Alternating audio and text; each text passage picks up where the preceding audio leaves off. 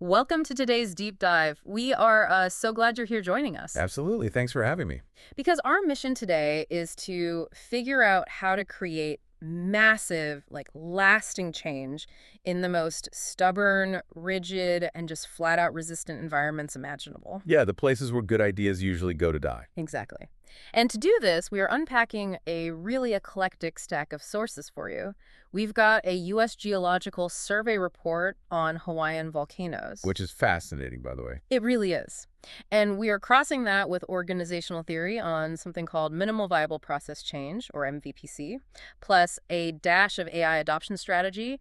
And we're tying it all together with the poetry of Tupac Shakur. I mean, it sounds like a totally wild mix, but the through line is incredibly powerful. Right. It really all comes down to the mechanics of vulnerability inside a totally rigid system. Okay, let's unpack this because I want to start with the metaphor of the hostile environment itself. Makes sense. Before we can talk about changing a rigid system, we have to understand what it actually feels like to be trapped in one. And Tupac Shakur captured this perfectly in his poem, The Rose That Grew from Concrete. He really did. He asked the reader, did you hear about the rose that grew from a crack in the concrete? Yeah. And he highlights this one specific line where he says, the rose learned to walk without having feet. And in doing so, it proved nature's law is wrong. That phrase, proving nature's law is wrong, I mean, that is the crux of it. Right. Because nature's law dictates that a rose needs, soft, tilled soil, right? Plenty of water, room for its roots. And concrete is the exact opposite of that. The complete antithesis. In the poem, the concrete represents systemic oppression, poverty, indifference. Basically an environment engineered to keep things exactly as they are. Yeah. It's designed to be unyielding. Right. Yet the rose adapts. It doesn't ask the concrete to suddenly turn into a beautiful garden. It figures out how to exist within those super harsh constraints. What's fascinating here is that this poetic metaphor maps perfectly, and I mean perfectly, onto literal biological science. Oh, right, the volcano report. Exactly. Yeah. The USGS report on Hawaiian lava flows details a process called primary succession. And it's essentially the exact same phenomenon. How so? Well, when a volcano erupts and all that lava cools, it creates a landscape that is just entirely barren. It is sterile, it's forbidding, completely devoid of nutrients. So it's nature's freshly poured concrete. Exactly. But wait, I want to push back on the timeline of this just a little bit. Sure. Because it's not like the lava cools and suddenly, boom, a jungle springs out of the rock. If the environment is literally just hardened, sharp, sterile rock, how does any seed or spore survive long enough to do anything? Yeah, that's the big question. Wouldn't it just get incinerated by residual heat or, I don't know, crushed or blown away by the wind? Under normal circumstances, yes, absolutely. Most of the biological material that blows across a fresh lava flow just perishes immediately. So what's the trick? The secret isn't the seed's brute strength. The secret is the crack in the rock. Oh, the crack in the concrete. Right back to Tupac. As the lava cools, it fractures. And those tiny fissures provide the only shelter available. Down inside a crack, the wind can't reach the seed. And more importantly, moisture from rain or fog begins to gather in that little depression. So the crack basically acts like a microscopic trap for resources. Precisely. Over time, a steady rain of organic material, we're talking dust, airborne spores, tiny fragments of dead insects, it all blows across the barren rock and falls into these cracks. And it just sits there. It mixes with the moisture and the weathering rock to form what the USGS actually calls infant soil. Infant soil, I love that term. It's like a microscopic oasis. And that infant soil is where the very first incredibly hardy arrivals take up residence. Like what kind of arrivals? Pioneer species, like wolf spiders and crickets. Spiders and crickets surviving on a literal barren lava field. That's wild. So it's fundamentally about finding the vulnerability. You don't try to overpower the lava. No, you'd lose. Right. You don't drop a fully grown oak tree onto a sterile rock and expect it to take root. You find the one tiny vulnerability, that one little pocket where infant soil can gather, and you just let the first seed do its work. And the mechanism of change from there is entirely organic. The progeny of those first colonizers slowly change the conditions. Right. They build on each other. Exactly. A spider dies, adding nutrients to the infant soil. A tiny fern grows and dies, adding its biomass. So the soil gets richer. Right. The accumulation of dead leaves and roots creates a richer organic soil. Slowly, the conditions become favorable for slightly larger organisms. And eventually, sometimes taking over a century, that completely sterile lava flow transforms into a dense, wet forest. But it all started with a single spore finding a single crack. Exactly. You know, what strikes me about this process, this primary succession, is how perfectly it maps onto human psychology in the workplace. Oh, 100%. Because we actually have an organizational equivalent to this sterile, hostile environment. Like, if you're listening to this right now and thinking about your own job, you probably know exactly what the concrete feels like. Oh, yeah, we all do. It's the giant bureaucracy, the rigid management structure. It's those entrenched legacy processes that everyone hates, but, like, nobody is allowed to touch. Those environments are the sterile lava flows of our professional lives. Totally. And the reason 70% of massive corporate reorganizations fail is that leaders completely ignore the lessons of primary succession. They try to force it. Right. When a leader decides a rigid organization needs to change, their first instinct is almost always to mandate a sweeping, top-down transformation. Starting Monday, everything is different. Exactly. They announce a totally new software system or a massive restructuring of departments or just a sudden pivot in company culture. So they try to plant a whole forest on fresh lava. They do. And the environment violently rejects it. The organizational theory sources we're looking at dive into the psychology of this.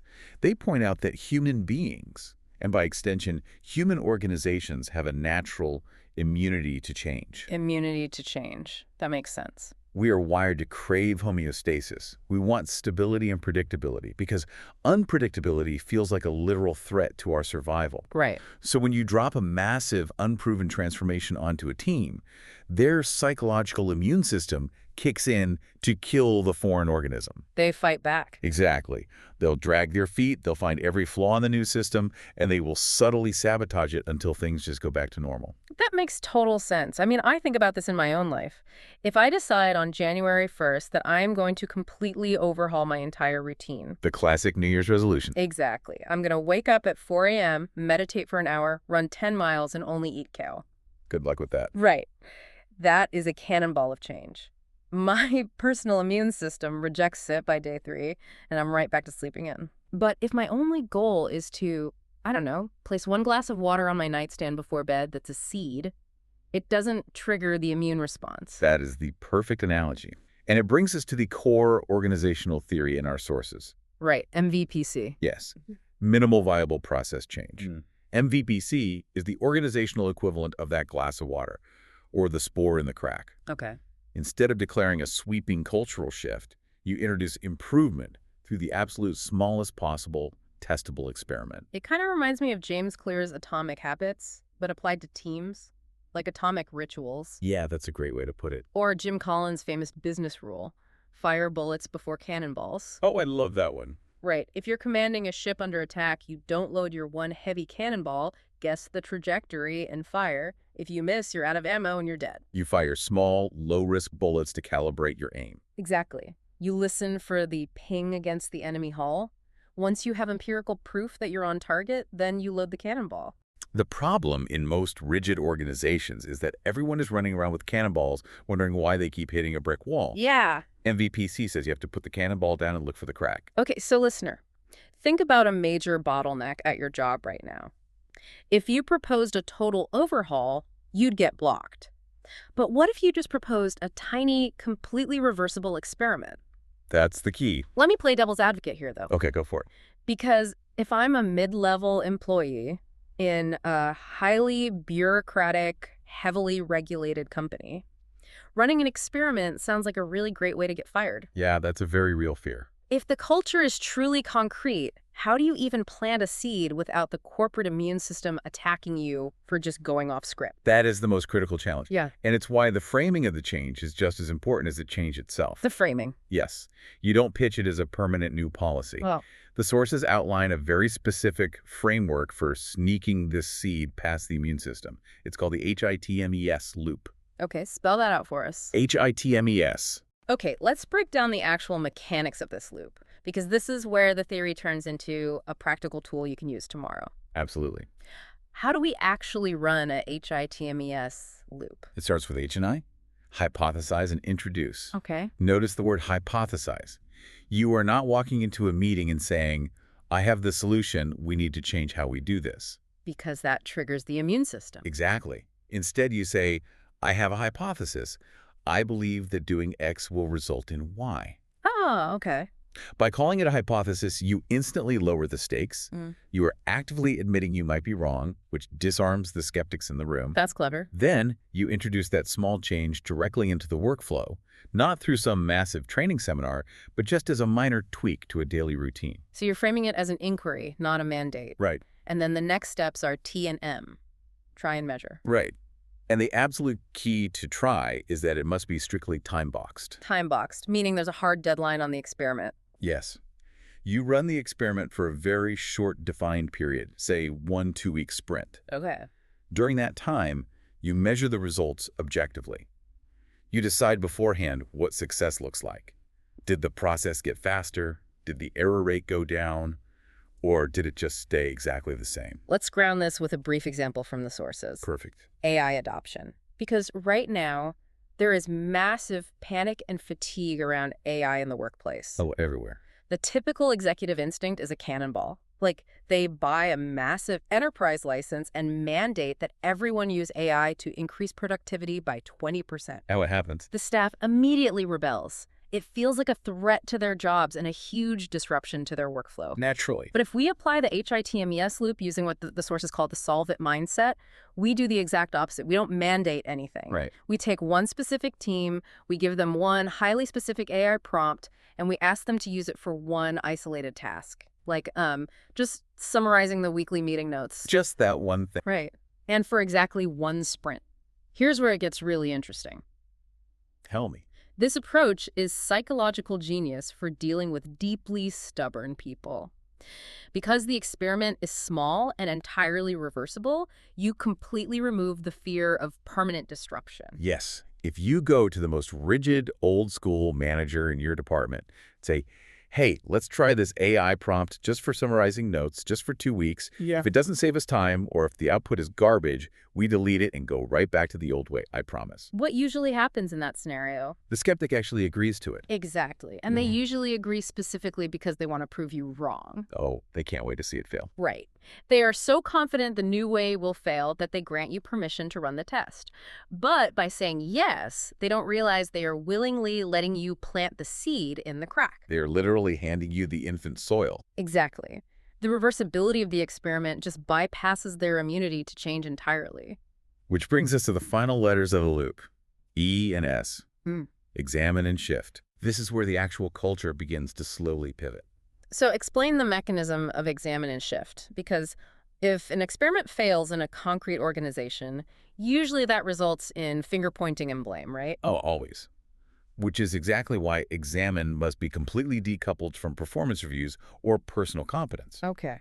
You sit down as a team and you look at the objective data you gathered during the measure phase. A leader shouldn't ask, who messed this up? Right. The question has to be, what did the data tell us about our hypothesis? Just looking at the facts. Yes. If the AI prompt saved time, great. If it hallucinated and caused more work, well, that is also highly valuable data. Because it proves the hypothesis wrong. Exactly.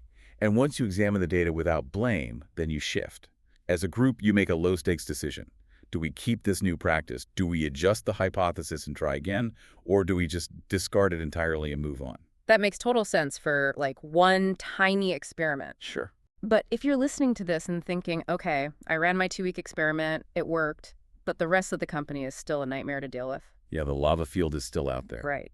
How does one isolated rose or one successful sprint actually turn into an entire organizational culture change? Like, we have the seed, but how do we get the forest? To understand how MVPC, which is process change, scales up to MVCC, cultural change, we have to look back at the Hawaiian volcanoes. Okay, let's go back to the lava. The USGS report highlights a specific geographical feature called a kipuka. A kapuka. I haven't heard that term before. What does that actually look like on the ground? So when millions of gallons of lava flow down a mountainside, it doesn't always cover every single inch of the land evenly. Okay. Sometimes the topography forces the lava to flow around a small hill or a slight elevation or a ridge. So it misses a spot. Exactly. Yeah. When the lava cools, the land that was spared is called a kipuka. Visually, it is just Stunning. I can imagine. It's a vegetated remnant, a little island of lush, old-growth green forest, completely surrounded by a sea of fresh, black, barren rock. Oh, wow. So literally an oasis of life in the middle of total destruction. It is, and the USGS notes that these kipukas are biologically vital. Why is that? Because they survived the eruption, they act as the primary source for the new seeds, spores, and animal life that will eventually colonize the surrounding lava flow. Oh, I see. They are the safe havens. They provide the biological capital that allows life to slowly creep out onto the barren rock over the next century. Okay, so how does a kipuka translate to a rigid corporate environment? Because we aren't talking about physical terrain here. If we connect this to the bigger picture, in an organization, kipukas represent pockets of psychological safety. Ah. The sources connect this heavily to Patrick Lencioni's trust model. Right, the 5 dysfunctions. Exactly.